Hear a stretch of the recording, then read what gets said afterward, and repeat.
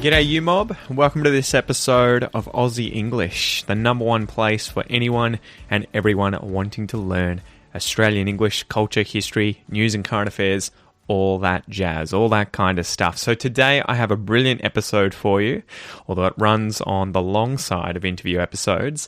Today I am interviewing special guest Marek Kiczkowiak. So Marek is from Poland.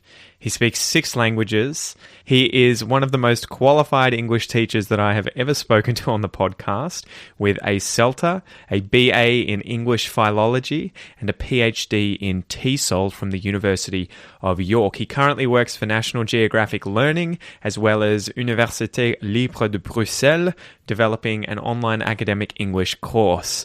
So today we have the pleasure of talking about TEFL Equity Advocates and Academy, which he has set up in order to support non-native teachers of English develop their skills and get those jobs as English teachers. And on top of that, more broadly, we talk about learning languages. We talk about polyglots. We talk about whether or not you should focus on things like grammar and pronunciation. We get into a lot of these different areas. So hang on to your hats, guys. Brace yourselves. It's a good episode. It's a bit of a long one, but I hope you enjoy it. Anyway, let's get into it, guys. I give you Marek Kiczkowiak.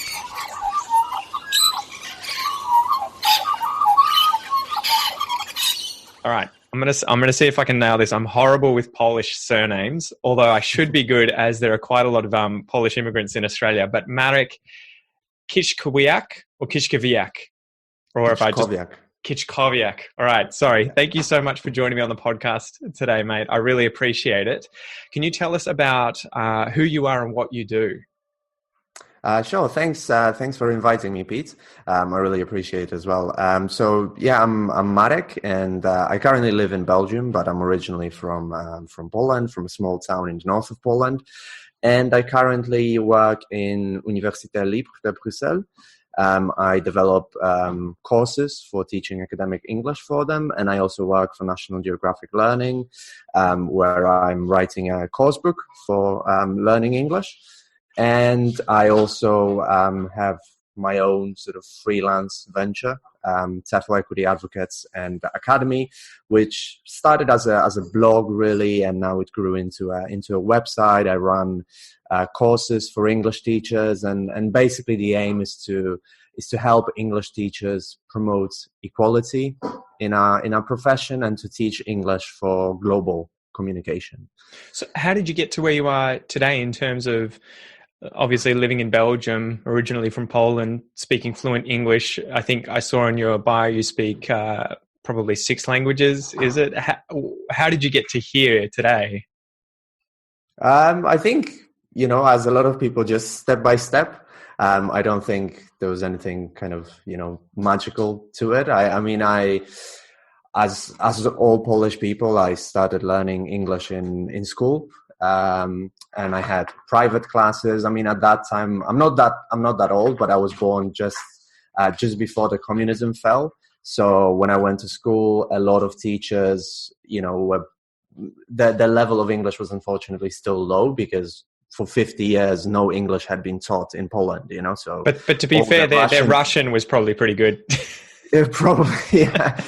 All the Russian teachers were kind of made into English teachers. So, wow. So I also had private classes in language schools and stuff like this. And and at some point I got to like studying English and other languages, and I went to do what we call English philology in Poland, which is linguistics, English language, culture, literature, but also teaching English pedagogy. So I did a BA in it. Then I did a CELTA, which is the Certificate of English Language Teaching to adults. I did that, and then I decided to see the world and teach English abroad. So was it that you wanted to teach English first and foremost, or was it that you wanted to see the world first and foremost? I started teaching English in university part-time as a student, and I already discovered I liked it. But there was definitely this thing that I really wanted to travel and go somewhere far away and see the world. So I think I can't say which one was stronger, but definitely this drive to kind of to see the world pushed me to leave Poland, because I could have stayed teaching English in Poland, but I chose not to. And then I taught English in several different countries. I was in Costa Rica, in Spain, in Hungary, in the UK. Now I'm here in Belgium. And along the way, I also did the Delta, which is the diploma in English language teaching, and then most recently a PhD in teaching English as well. Far out. So it's been sort of like a step-by-step journey. I think if you had asked me when I finished university, if you had asked me then, well, are you going to do a PhD and work in a university in Belgium? I would have said, you must be crazy. It wasn't something I wanted at that time of my life, when I was 20. I wanted other things. And then sort of along the way, as you grow up, you kind of, your vision of life or your profession changes and you want other things as well.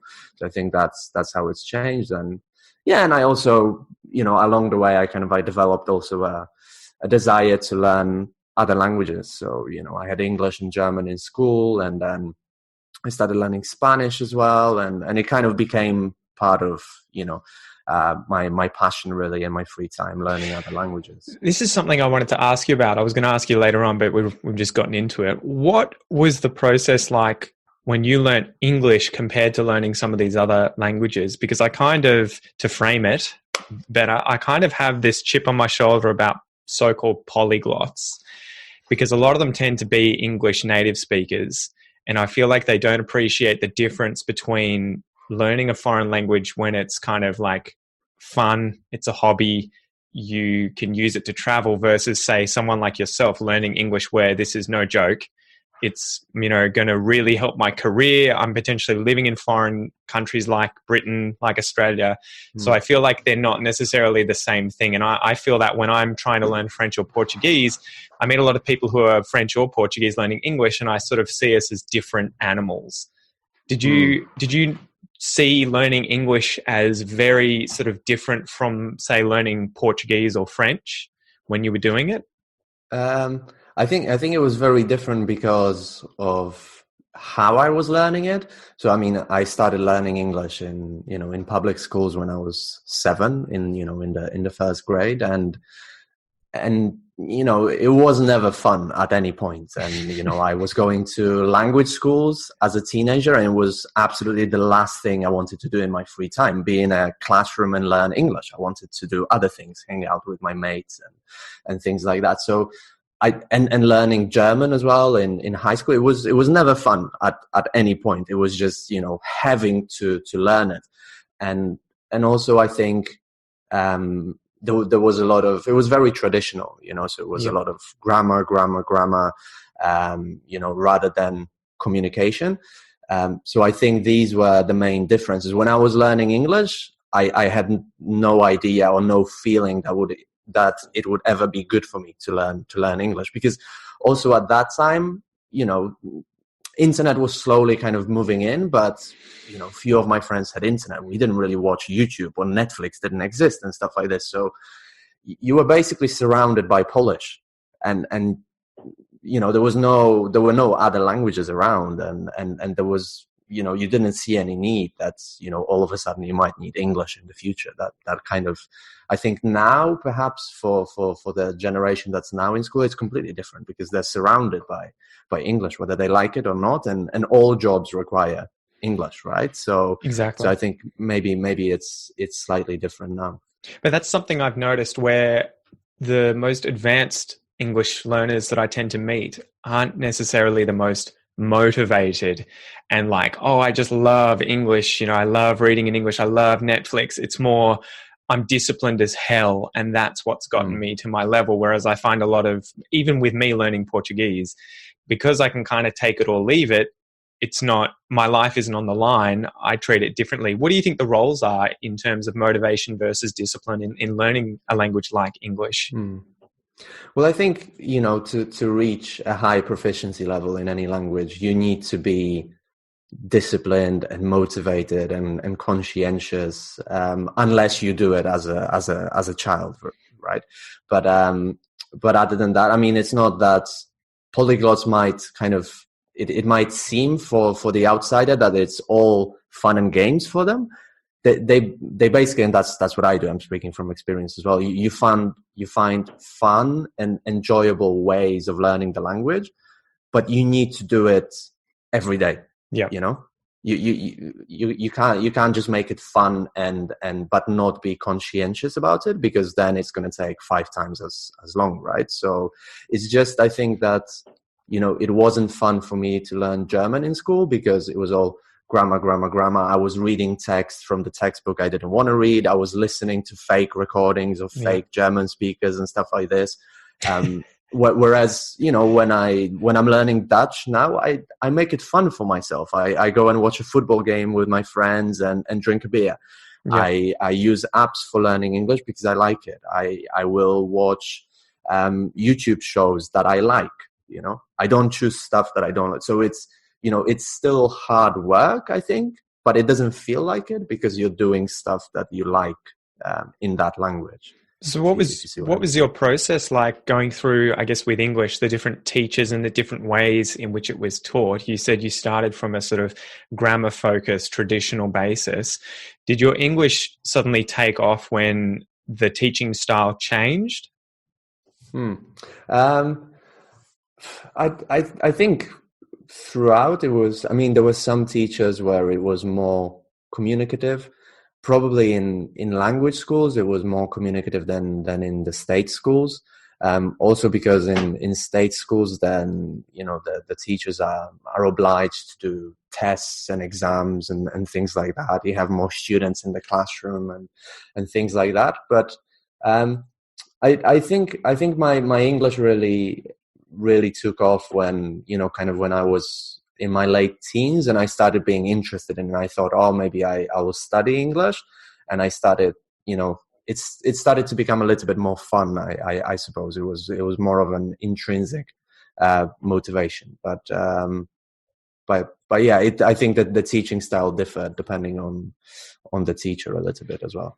Yeah, I guess I wanted to attach that to TEFL Equity Advocates and Academy, and how you guys are obviously supporting foreign speakers of English as being, good quality teachers, if not better than many native speakers of English who end up teaching English. But I wanted to know, are there certain ways of teaching that are much more efficient too, obviously? I think it all comes down to your proficiency level, your skills as a teacher, your experience, right? Your qualifications. I think these are the base, and your personality as well in the classroom, obviously. But these are the basic things that make a good or a bad teacher. And obviously, if you have a teacher whose proficiency level is lower than your own as a learner, that's a problem, right? Or equally, you could have a teacher who is incredibly proficient but doesn't know how to teach, right? There's all sorts of different variables. I consider myself that at times. For a long time when I was beginning, I'm like, I teach English, but then I was sort of coming to that realization of, no, I create content that people use to teach themselves English. I don't feel comfortable calling myself an English teacher because a lot of the time they know more about the grammar than I do, even as a native speaker, because I've never had to learn it, Yeah, it's the same for me in Polish, or even in Spanish. Like I've forgotten a lot of the grammar that I learned, and in Polish, we did study grammar in high school and things like that, but I never think about it. So I also find it interesting that, for example, in English, when students ask me, teacher, how else can I use this word? Can you give me some examples? I come up with examples like this, just because I've been asked this question a million times. Whereas in Polish, for my girlfriend is learning Polish at the moment, and sometimes she asks me, well, how else can I use this word? Or what are the collocations? And I'm like, I'm not sure. Let me think about it. It's just because nobody has ever asked me this question, and it's so I find it interesting as well that it's perhaps not, it's not only your proficiency in the language, but it's also your language awareness. Which is a skill that you've developed, right?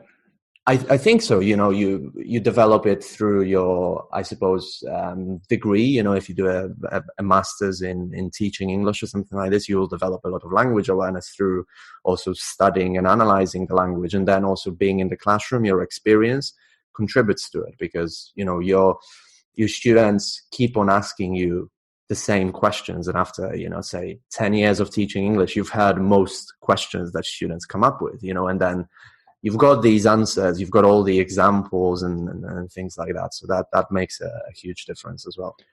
So why are English learners and English schools and even content creators like myself obsessed with talking about the native English speaker or the native English teacher?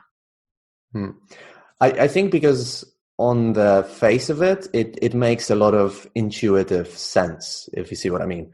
I mean, if you ask anyone, who would you like to learn Chinese from? A Chinese teacher or a Polish teacher? Everybody will say a Chinese teacher, right? There is something that intuitively makes sense about it. We all seem to think that a native speaker of a language has, is the ultimate goal and speaks the language flawlessly, has the intuitive feel for the language, and so on, right? We could go on for a long time. There are all these, there is this halo effect, I think, about, native speakers. But then when we start looking more deeply into it, and I'm sure we're gonna go into that, it starts making much less sense. But I think on the face of it, it does make a lot of sense, and that's why it's just an easier to market product, I would say. And also in some countries like Poland in the early 90s or still Italy, Spain, France, unfortunately, there are a lot of local teachers whose proficiency level is rather low. Yep. Or what happens is in Poland, for example, the teaching profession is so badly paid that a lot of people who learn really good English in university, who maybe even study to become English teachers, they decide to go into business because they can earn 5 times as much. Yeah, there's so what happens, especially in smaller cities or in worse schools, is that you get people who can speak a little bit of English and they become English teachers, right? And that obviously creates, I think, when students have these teachers for years, they kind of think all non-native speakers are like that. Yeah, they can't teach me anything, right? So it becomes like a stereotype. Yeah, I think so. And before going live, we talked about, stereotypes about other people. We all have stereotypes, whether we like it or not. Pick any country, right, that you want, and you will have stereotypes about these people, good and bad stereotypes. Well, it sucks so hard because it's evolutionarily, it makes sense to have those stereotypes because I think it's that false negative versus a positive negative, right? Where if you hear a tiger in the woods, it's much better to assume it's a tiger and it not be than for you to assume it's not a tiger and for it to be a tiger, right? So it tends to be... Absolutely, yeah. That's why we have all of those, assumptions. I see a black person and I have certain assumptions. I see an Asian person, I have certain assumptions. But yeah, it sucks that it's very hard for us to get past. But obviously that's a big part of it with teaching English and not just assuming that non-natives are, not good teachers. Yeah.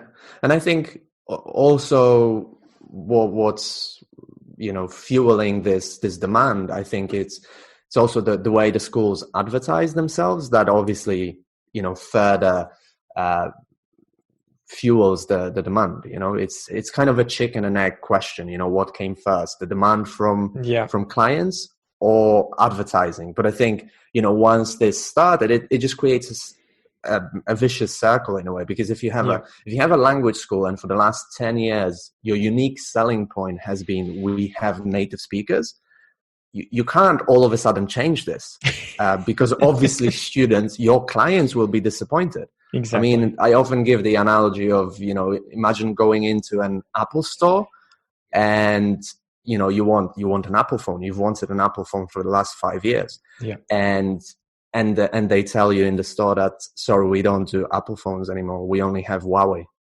It's like going to You'd be like, whoa, is this a joke? You know, and it's not that Huawei is a worse phone. It's a fantastic phone, but it's not what you've been promised, right? Yeah. So it'd be like going to a Bruce Willis film and it's a romantic, you know, film instead of an action-packed thriller. Yeah, exactly. You're like, what is this? So I think, you know, I've spoken to quite a few, you know, directors and they're kind of, they're honest about it as well. They're saying that, you know, I think we've created a rod for our own back where, you know, we've fueled this demand and now we're trying to change things and give all teachers equal opportunities. But it's really hard because we've, you know, now all our students want native speakers, but it's because we've been using this as a unique selling point for the last 20 years. So that is screwed up, right? If it's almost like a medicine that doesn't work and you're like, guys, stop buying it. But it's like, we sell it because they buy it and they buy it because we keep selling it, you know? So what is currently being done? What are you guys doing at TEFL Equity Advocates and Academy to try and break this vicious cycle? Well, I try to, you know, raise awareness as much as possible. And, you know, for example, through weekly blog posts, podcasts like this one, going to conferences and meeting school directors and talking to them, helping them. A lot of them do want to change their recruitment policies. It's just that they're not sure how to do it. So they are aware of it. Yeah. I think in the last 5 years or 6 since I started the website and the movement, if you want to call it a movement, a lot has changed, especially in terms of awareness. You know, that a lot of people in our profession are really aware that this is a problem and we need to do something about it. But you know, now how do we go about doing something? You know, but in some countries like Spain, for example, a lot is changing now. So there are more and more schools who recognize that, you know, hiring someone just because they are a native speaker and they have a 4-week crash course in teaching English, it doesn't make any sense. It's not going to help the students improve their English. You need to hire somebody who's highly qualified, experienced, and proficient.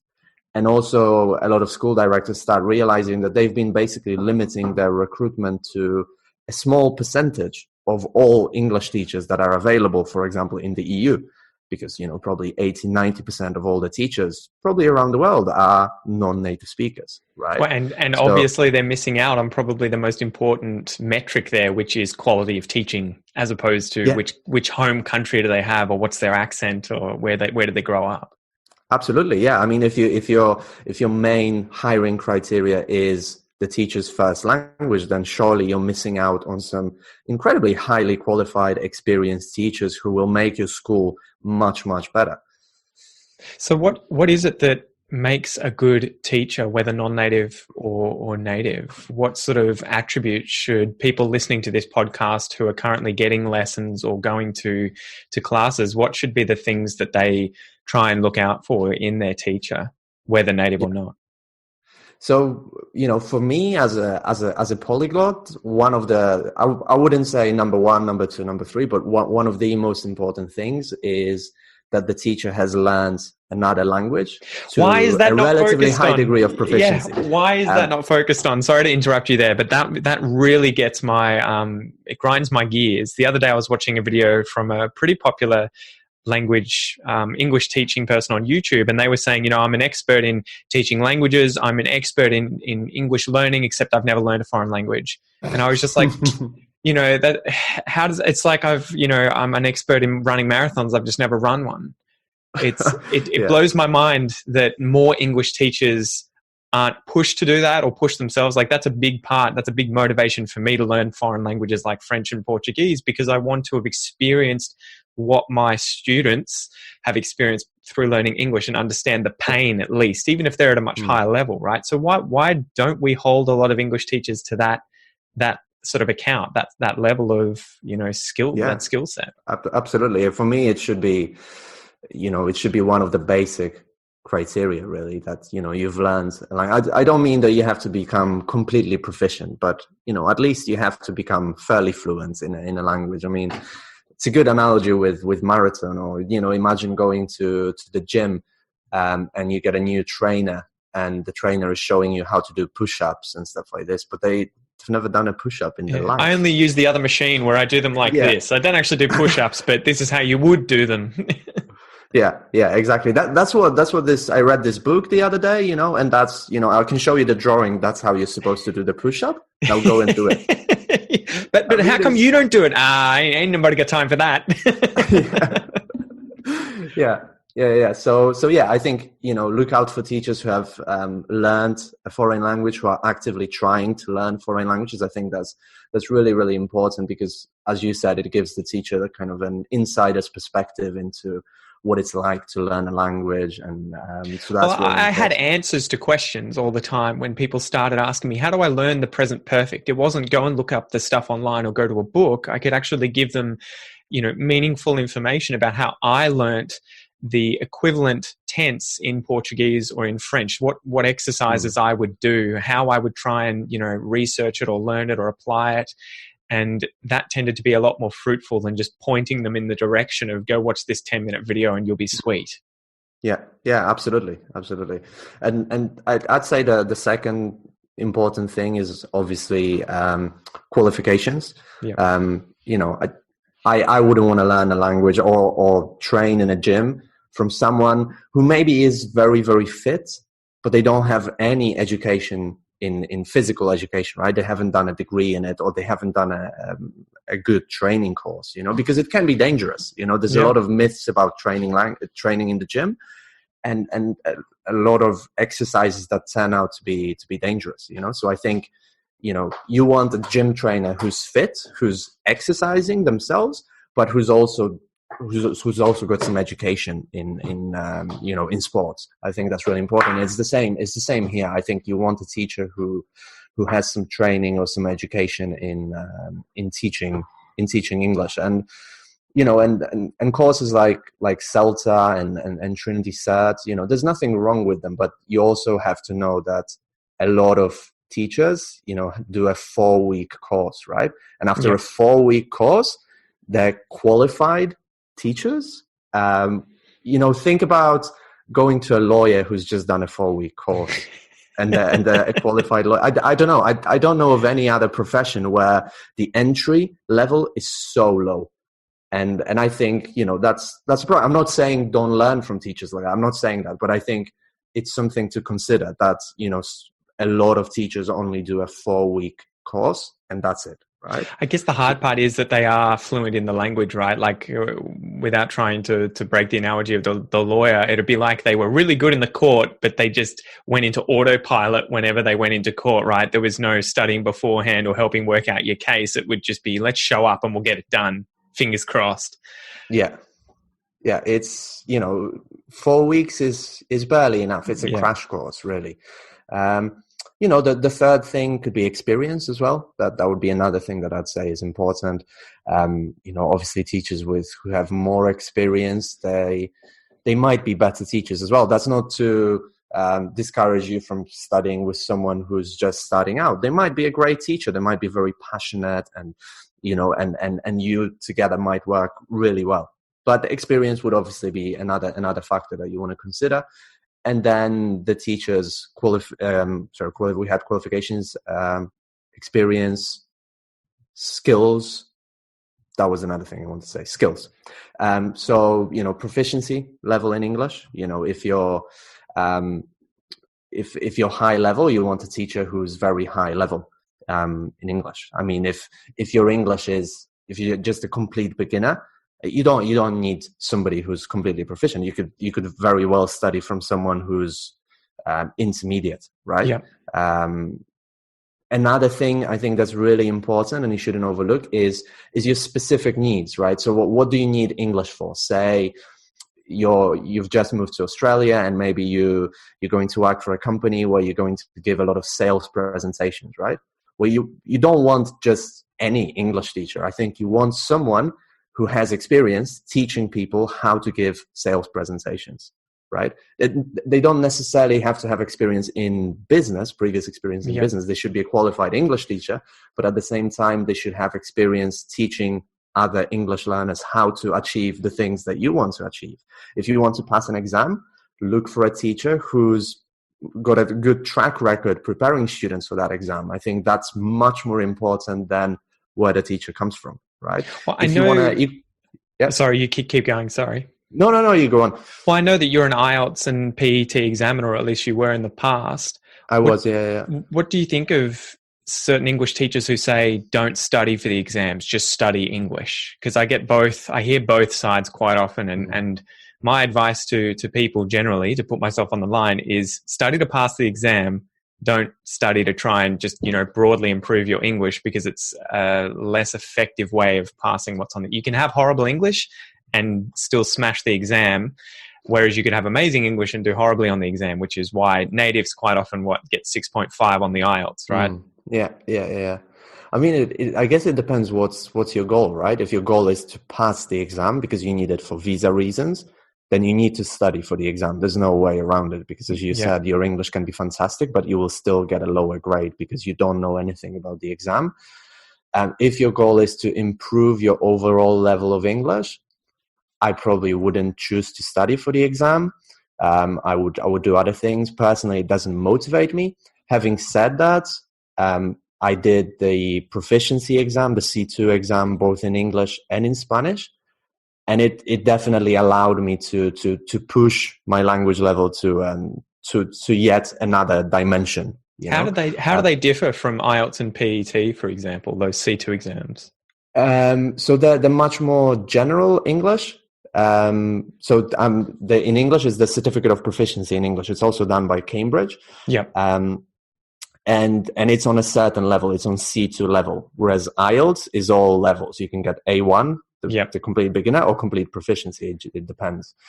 And IELTS is much more academic, whereas the Certificate of Proficiency in English is much more general English.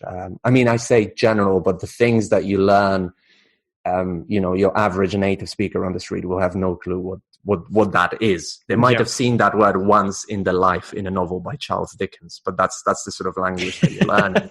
I mean, I remember when I was in Costa Rica at the time, and I was preparing for the Spanish proficiency exam, and I started making fun of people. I would just kind of ask my friends from Costa Rica if they knew what that word or phrase mean, and most of the time they would just say, no, that word doesn't exist. I was like, yeah, it does exist. I just learned it yesterday for this exam. No, you're learning useless stuff. Nobody knows that word. I saw you holding a book in your image on Facebook that was by Christopher Hitchens. How have you gone with his English? Because that is a freaking nightmare for any. I am PhD educated, and I would highlight probably 2 or 3 words a page in Christopher Hitchens' books. So. Yeah. No, it's a different level of it's different English that you're learning, I suppose, that you're not going to need for your daily life. I think that's another point. Again, if you need to, if you want to learn a language effectively, you need to identify what your goals are. Do you need to give business presentations, or do you want to interact with, you're already in Australia and you want to interact with your Australian friends on an informal level? What do you want to do? Because you can't learn their language. It doesn't exist. It's impossible to learn everything, right? Well, even for me, right? Yeah, exactly. So what would your advice be? You imagine you've got a twin that's coming to Australia tomorrow and doesn't speak a lick of English, speaks barely anything. What would be the sort of trajectory or plan of attack that you would put them on to get to your current level, or even my level in Australian English? What would be the sort of plan? Yeah, I think, what I normally do when I start with a new language is for example, to start with the most kind of common icebreaker questions, things that I would want to ask other people, like, where are you from? What do you do? What are your hobbies and stuff like this? And I'll write these down, and then start a language exchange immediately as well, as soon as you can.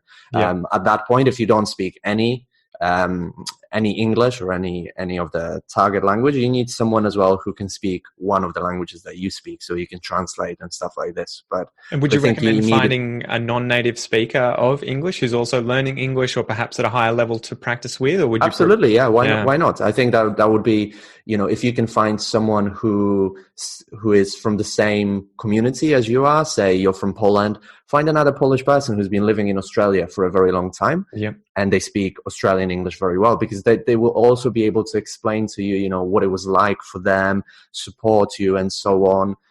Someone who hasn't gone through that process won't be able to do that, right? So that could be very important, especially at the beginning. But you could find, an Australian person who speaks one of the languages that you do, to help you translate at the beginning. So I think tip number one would be to, write down the kind of the most useful questions that you want to ask people, start a language exchange immediately, find things that you enjoy doing, and try doing them in your target language, so in English. So say you like watching, cooking shows, right? Go and do that in English. Even if you don't understand much, start with it, put on subtitles, and watch that in English as much as possible. Another thing to do that a lot of polyglots, I think, do is, for example, if you like books, but it also works with films, series, pick something that you've seen or read many, many times. Yeah. So this is why Harry Potter's so popular with polyglots, right? Yeah, absolutely. Pick because then you will know the characters, the story, what's happening. You probably even remember what people say in each of the scenes, right? And that was the key to me. Like, I have, what have I got here? L'Autre de Phoenix. And I remember reading all these Harry Potter books in French when I was going hard on French, and just being like, oh man, this is so easy. Like, you don't realize how many of these words are new because you remember what's going on, the context and everything, and you're just like, oh yeah, that's right. So it is a great way of picking up and sort of zooming through these things, doing that repetition, right? Absolutely. Yeah, absolutely. And try to find a routine as well, like how you can insert the new language into your daily life. So for example, you could, say you commute every day for half an hour, decide that every day in the morning you're going to listen to a podcast or read your Harry Potter book, or watch a YouTube video, do 10 minutes of Memrise or Quizlet or something like this to learn new vocabulary, whatever that is. But try and make it fun as well. So don't. What would you say, though, to those people who are saying, I'm doing all this stuff and I'm not getting anywhere? What do I need to do? Because, you were saying before doing the C2 exams in English and Spanish, you weren't at the level that obviously after having studied for those exams you got to. A lot of the English speakers and my students who listen to the podcast give me those sorts of questions of, I've been here for 5 years and my English still sucks. I'm listening to your podcast, it still sucks. What is the way for them to get out of that intermediate plateau where I assume they are, to get to an advanced level? Do they need to do something like just do one of these exams, even if it's useless and they don't need it for anything, to just push them to take that final leap? I think it's difficult to generalize because, we'll kind of have to go case by case. I mean, how often do you use English in your daily life? Because you might be living in Australia, but maybe you're surrounded by other Polish speakers, right? And you don't use it that much on your daily life. I think that there is a level where you need to try and push yourself. So what you need to try and do is, if you're at that kind of upper intermediate level, you can probably say everything that you want to say, but you need to push yourself. So you need to try and write down some new expressions and use them, for example, or be it in speaking or when writing an email or whatever, or try to imitate other people, so imitate the people that, if you want to speak like them, use the same expressions, and actively try to push yourself, because there is a certain level where you kind of feel like, well, I'm not making any progress. And also I think, when we were talking about polyglots before, it does feel for other people, when they look at polyglots, they think, well, these people are just incredibly talented, or it just happens magically, right? Because it's, you look at, somebody like Roger Federer or Rafa Nadal, and you think like, wow, I can never be like them. That's just impossible. Would it be better than that? It'd be because someone who's a decathlete or something, right? It's not just someone like Roger Yeah. Federer, who's an amazing tennis player. It's someone who can do 10 different, sports to a very high level. Absolutely, yeah. But I think the point I wanted to make is that, it doesn't happen overnight, and it doesn't happen without kind of, studying, in the sense that maybe, you sit down every day and you do half an hour of memorize to learn 20 new words or something like this. I mean, unless you have some incredible memory, you're not going to pick it up just magically. This is sort of like what you were saying about the non-native and native speakers. Do you think that that English learners and language learners have been sold too many of these be fluent in 3-month courses, or just listen to a podcast to get fluent? And so they think the process is actually a lot easier than it really is, and don't appreciate how much they do have to just get down, study and grind to get to those upper echelons. Yeah, perhaps there is that as well. That I think the reason why a lot of those courses are sold as like, it's going to be easy and fun, because a lot of people have learned the language in a very painful way. So yeah. I think it can still be fun, but you have to do stuff in the language. I mean, unless you completely immerse yourself. So that means basically 24/7. You watch films, you read books, and you speak as well in that language, and you write. You're not going to see that much improvement, because again, you can be, let's say, come back to my example of Spanish, over the last, when did I do the proficiency exam? It was in 2011. So It's been, almost 10 years now. I don't think my Spanish has got any better. Yeah. I would say that now, if I had to do that exam, I might fail. And it's because, I'm not actively doing anything. And it would be exactly the same for Roger Federer, not training tennis, or even just having a hit on the weekend, but not doing deliberate practice to try and, maintain such an athletic level of that thing, right? He's going to drop off straight away too. He probably doesn't train for 2 weeks. He's probably going to be in trouble, right? Yeah, absolutely. And perhaps, you hit the nail on the head there with deliberate practice. It's not that Roger Federer just plays tennis with his mates. He does. I just go out on weekends, and that's how I got to where I am. Yeah, maybe he needs to improve the spin on his forehand or something like this, and he will do 1,000 hits of that. And learning a language is different from learning a skill, but well, it is a skill though, right? It's still, there are a lot of parallels. Yeah, I think there are. And so, say you want to be better able to have very fluent, informal, colloquial conversation with your Australian friends. Well, that's your target practice. Yeah. Listen to those conversations, write down some target vocabulary that you're going to use, and use them. Don't be afraid to make a fool out of yourself. Yeah.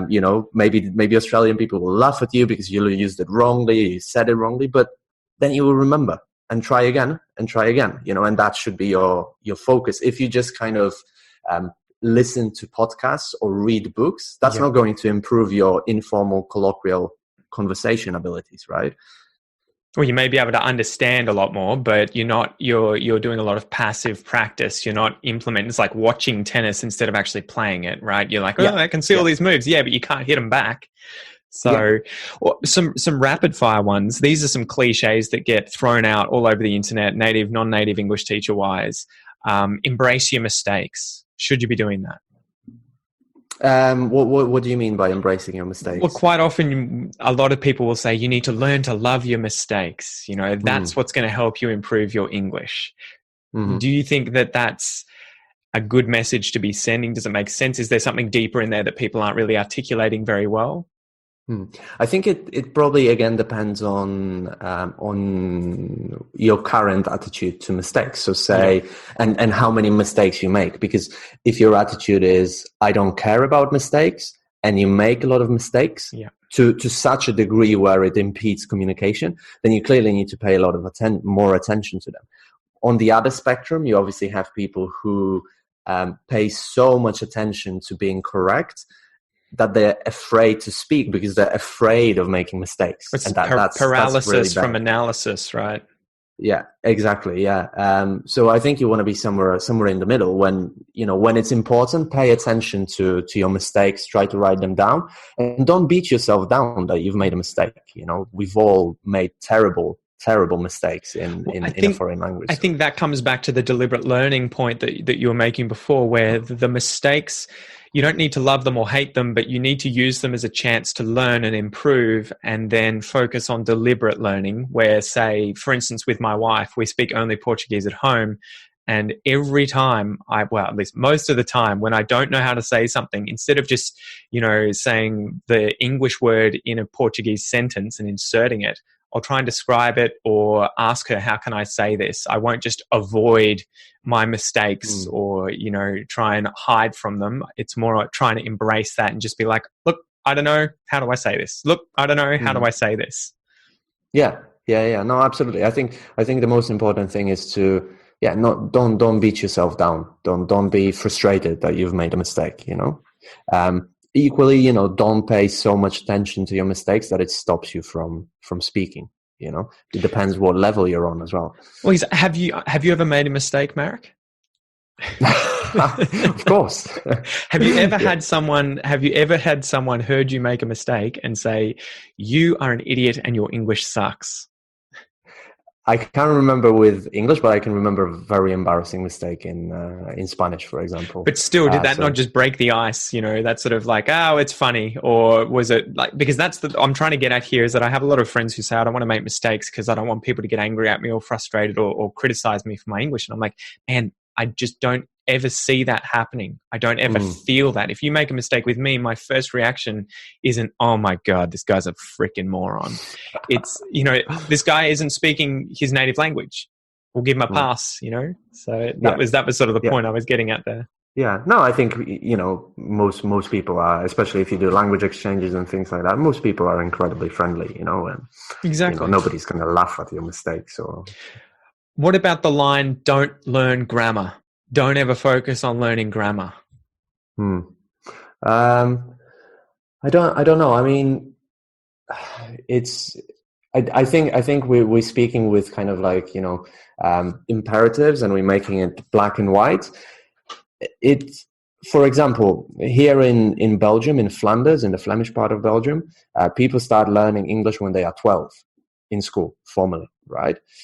By that time, everybody is fluent in English. I mean, here, it's like in Scandinavia. Literally everybody speaks very, very good English. To pause you, sorry, why is that? Yeah, what are they doing prior to lessons? I'm trying to get to that. Sorry. And so all TV here is subtitled. There is no dubbing, doesn't exist.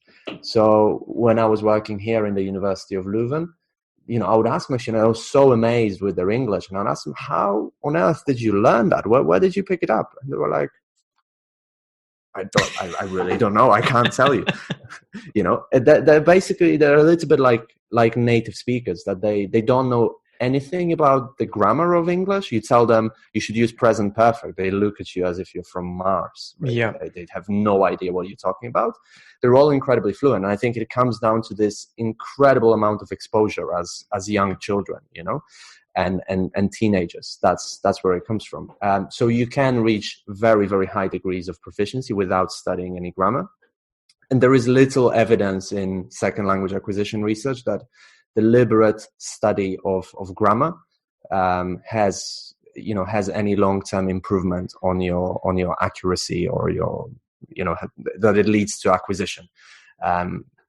What really leads to acquisition is incredible amounts of exposure to that language, for example, practice in the sense of doing meaningful tasks in that language. I think another problem that there is with teaching grammar is, say, for you I don't know if you learned French like that, but I hope you didn't. But I did. A lot of the times the teacher will make you conjugate the subjunctive for all persons. Yeah. You want to shoot yourself because you're like, and from memory, they won't even say, write it out or whatever. They'll be like, say them now, then just two, and then they're just like, but you don't need to know it. I mean, you don't need to know the subjunctive for all persons for all verbs, because you're very unlikely to use it. Well, this is the Pareto principle, right? Too, where it's not a linear sort of distribution of how often every single word or every grammatical tense or whatever in a language is used. It's not all equal across the board. It tends to be that the 20% will be used 80% of the time, and then the rest tails off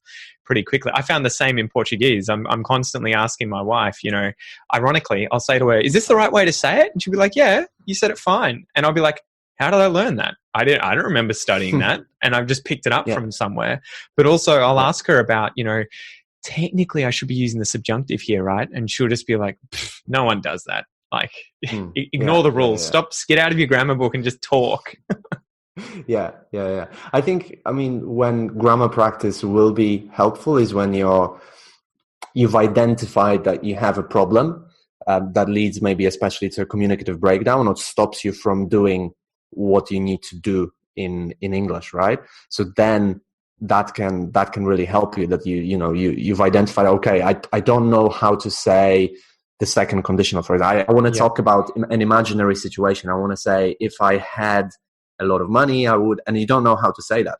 Well, then you can focus on that structure. But again, don't study it for 5 hours for all the possible verbs and stuff like this. Do the ones that are most common, I think, and most useful to you. Yeah. So that much more focused grammar practice when needed, I think is more effective. I kind of treat it like a video game where when I'm playing, if I get stuck somewhere and I repeatedly can't get past a certain level, I'm not just going to throw the game out or ignore it. I just look it up on YouTube, or I do some research to try and find the answer so that I can get through it and move on. And I kind of treat it the same way. If I keep coming up against a certain thing that I'm trying to say in Portuguese or French, and I keep making the mistake, or even just second guessing myself in the moment, thinking, "Oh, I don't know how to do this," that's when I go away and start practicing it, or look it up and then try and utilize it, do some Anki or whatever repetition exercises. And then I find quite often I'm out of that sort of, I'm over that obstacle within a few days or weeks. Absolutely. Yeah. I think that's great. What do you think in terms of pronunciation? We'll finish up shortly, but how much emphasis needs to be put on learning pronunciation, especially if you're a non-native English teacher? Because I'm sure that a lot of teachers worry a lot about how well they can pronounce, English just as much as their grammar or sentence structure, right? Well, I think you need to have intelligible pronunciation, and by that I mean that you have a clear voice and you're easy to understand to a wide variety of speakers. And from the learner's perspective, if you're wondering, well, can I learn good pronunciation from a non-native speaker? Shouldn't I get a native speaker teacher? I think you have to bear in mind that there's a lot of second language acquisition research that shows that the vast majority of adult learners will never be able to reach native level of pronunciation. That you will never be able to pass off for a native speaker. Well, why would you? That shouldn't be the goal, right? Your goal is to mimic a native speaker. I want to be a spy. I'm saying it because I know that perhaps for some of your listeners, and I've heard it a lot from students, they do want that. A lot of people want that. They've been the same for me. Idea. Learning French or Portuguese, I'm constantly criticizing myself, but having to remind myself, that my ultimate goal isn't to be mistaken as a Brazilian or mistaken as a French person. It's to get my ideas across and communicate clearly, right? Yeah, absolutely. Because for example, with my Spanish or with my English, there are times where for the first minute or two, people can't identify where I'm from. But then eventually they'll ask you, so where are you from? Right? Yeah. Not necessarily thinking that you're a non-native speaker, but well, what are you going to say at that point? You're going to pretend you're from Australia? No. Well, you're going to tell them I'm French, I'm Polish, I'm That'll Chinese, screw with them. Right? You just say to them, yeah I'm Australian. With this thick Indian accent. Yeah. So I think, your accent is just a natural part of who you are as a user of that language. And there's no reason to be ashamed of how you sound. Say, you sound French when you speak English. Well, you are French, Yeah. If that French accent doesn't make you less clear, that's fine. There's no problem with having an accent. I think the goal should be intelligible pronunciation, and you can learn that from a native or a non-native speaker. It really doesn't matter. When it's the same with native speakers, if I go out into rural Australia, I'll meet people who have very thick accents, and it takes me a while to acclimate and get used to them. But also, I get frustrated if I can't understand them, and they're Australian.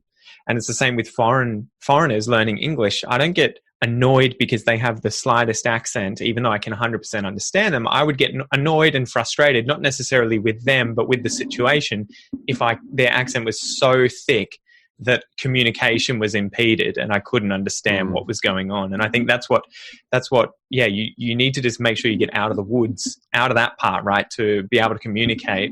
And you don't have to worry about pulling yourself, to the point of being an Australian or mistaken for an Australian or an American or whatever, right? Mm-hmm. Yeah, absolutely. I mean, you don't. It's changing your accent completely. It's like changing who you are in a way. And you might have heard that quote from David Crystal, who's a famous, very very famous English linguist, probably the most famous one in the English speaking world. And he once said that there's only one type of people who need to completely be able to get rid of their foreign accent, and these are spies. And they still get caught. Yeah, they still get caught. But there, it's a matter of life and death, right? Exactly. You don't want to get caught with a foreign accent. For everybody else, I mean, it really doesn't matter. But I get that feeling that when I was learning English and then Spanish, I did aim for trying to sound like a native speaker, and there is this kind of, I don't know, it's a nice feeling where sometimes people can't tell where you're from. Yeah, for sure. But now, my attitude is completely different. When I'm learning, I now have to speak a lot of French because I go to work in Brussels. My aim is not to speak like them. My aim is to, as long as my pronunciation is clear and they're able to understand me, I'm fine. I have a Polish accent. So what? I'm Polish after all, so I'm not going to hide by behind a fake Belgian or French identity, right? So it must get pretty confusing though after your sixth language, Yeah. Final question: what advice would you have for any of the listeners that are learning English, listening to this podcast, and thinking now after this conversation, I might actually try and become an English teacher? Well, go for it. Go for it. It's I love teaching people. And I think it's a great profession to be in. Get trained up and why not do it? There's so many possibilities. You can stay in your home country. You can travel the world. There's there are no limits really. You can teach online, and it's an amazing feeling when you're helping other people improve. Be it I think I'd love any kind of teaching, not just teaching a language, but it's amazing when you have when you're working with somebody and you see how they progress. Definitely. Every week, and how they get better, and it's so yeah. No, I think go for it if that's what you want to do. And where can they find your resources, which are specifically created to help such people become good English teachers? So you can visit my website, TEFLequityadvocates.com. That's where I host a weekly blog. There are resources for English teachers, PDF guides, lesson plans, and there are also training courses there and webinars. Brilliant. Well, Marek, thank you so much for coming on the podcast. I really appreciate your time. Thanks a lot, Pete.